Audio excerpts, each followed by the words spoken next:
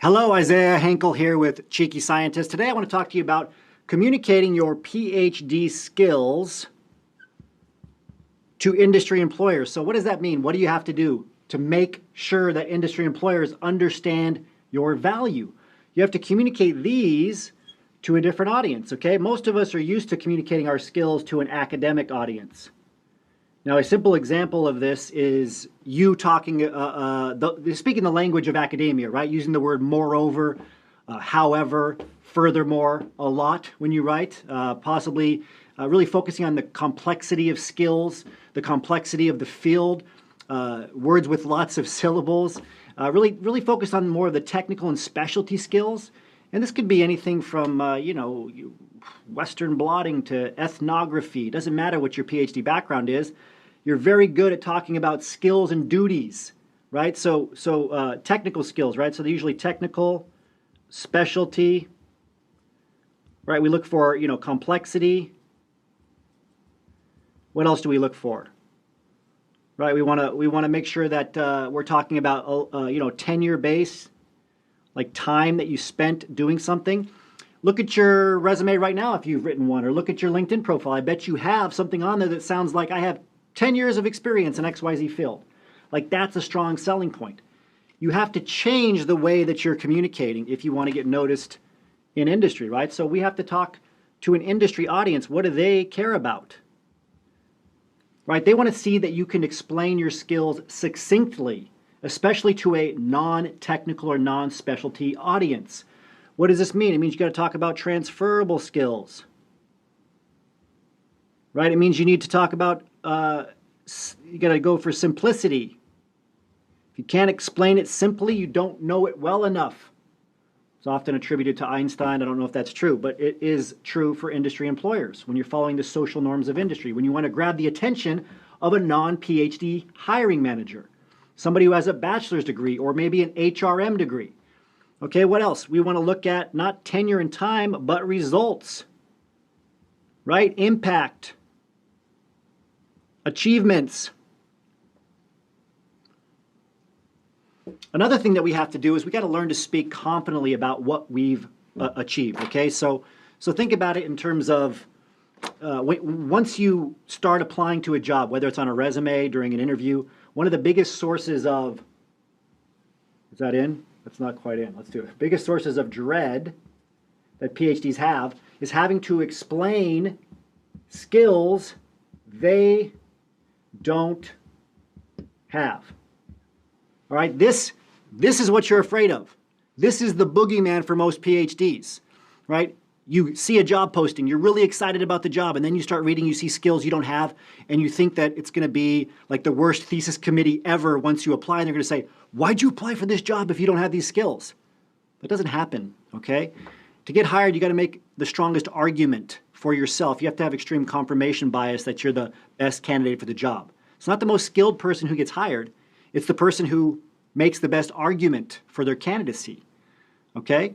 So that's really important to understand. Maybe I'll put this down here, right? So it's not, in academia, everything is based on skills. So we think, okay, I'll get hired based on skills alone, right?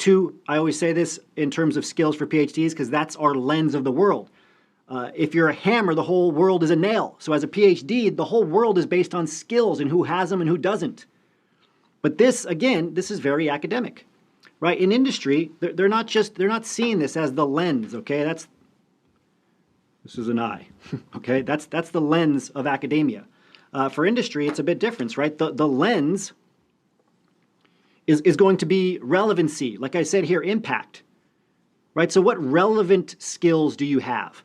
Or ability, what abilities do you have? Do you have the ability to learn the skills that are required? That's what they're looking for. Competency, self-efficacy. Okay? So what does that look like? It looks like this. Instead of having to start everything with, instead of having to start something on your resume or in an interview with saying, I have expertise, and I'll move so you can see this. You don't have to start like this. You don't have to say, I have expertise in. And that's the lens that we look at a job posting with as PhDs or whether or not we can apply to the job. If I can't say this on every skill in a job posting, I can't apply. Ridiculous. Job postings are recycled templates. They're additive. They're never going to find somebody who has all of the skills on a job posting. They're looking for somebody who can make the best argument for being able to have those, either having those skills in combination with being able to do those skills or having done relevant activities or having relevant skills, right? So you can say instead, I'm going to switch back over here.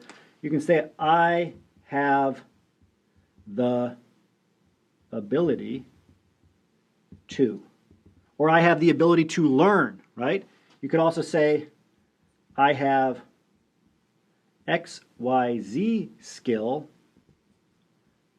which is, can I fit it on here?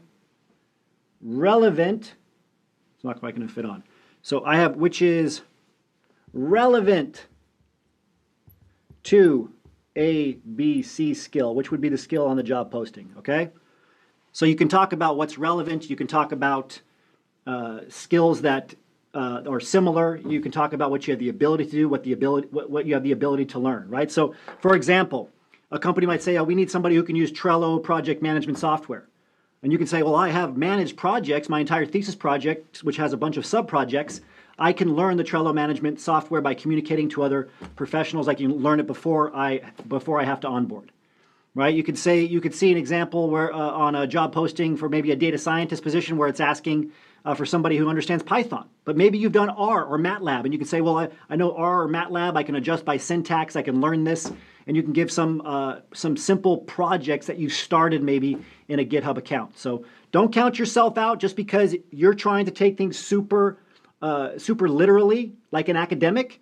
You're only seeing things as skills, black and white. Do I have this? You're building a case. Industry wants to see you build a case. They're looking for competency, self-efficacy, that can-do attitude. So this takes us to the end of today's Lightboard training. Remember your value as a PhD and start thinking and acting like a successful industry professional.